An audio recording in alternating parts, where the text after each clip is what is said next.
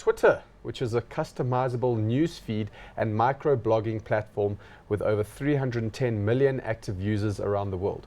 It has a market cap of $11.5 billion. It's not currently profitable nor paying dividends.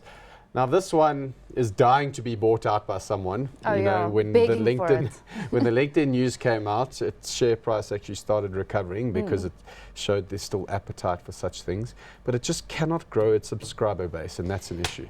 Yes, it's a very niche type business, and it's a very specific person who gets involved in Twitter. I mean, I mentioned earlier that Facebook is there for everyone, mothers, fathers, grannies, grandfathers, but my parents aren't going to go on Twitter and start following the latest big high-profile trial from the courtroom. I mean, they're not just. It's just not that type of platform.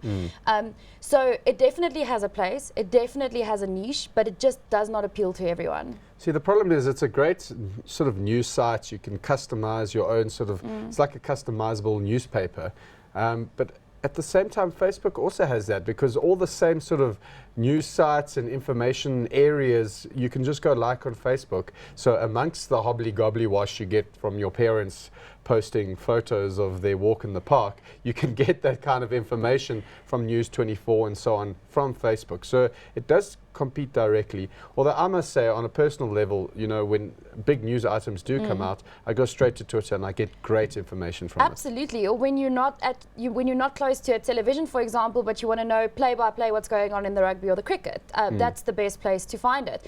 And one of the things that will probably drive some good user growth in Twitter for the next 6 months will be the kind of live tweeting from the Rio Olympics, as well as the US presidential campaign. These guys spend millions of dollars in getting their Twitter presence up and getting known on Twitter, because that's where guys follow the play-by-play. They follow, people get involved via Twitter.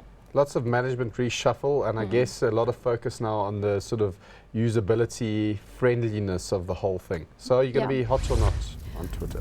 This is such a difficult one, because there's so much that still needs to happen. They've also if we look at the share price, sorry, I'm just bringing that in. You can see, I mean, it could be presenting an opportunity. It's been a terrible listing.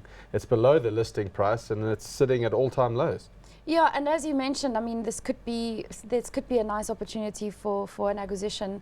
We know that they've partnered with Google as well, so I mean, you never know. And Google have always been sniffing around for a social media type presence. But for me, this is just, I don't know, I like earnings visibility. I like knowing what I'm buying. I don't like going for a spec. But that's just because in the business that we're long-term investors. So it'll probably have to be a not for now, because I don't see where the uplift is going to come from.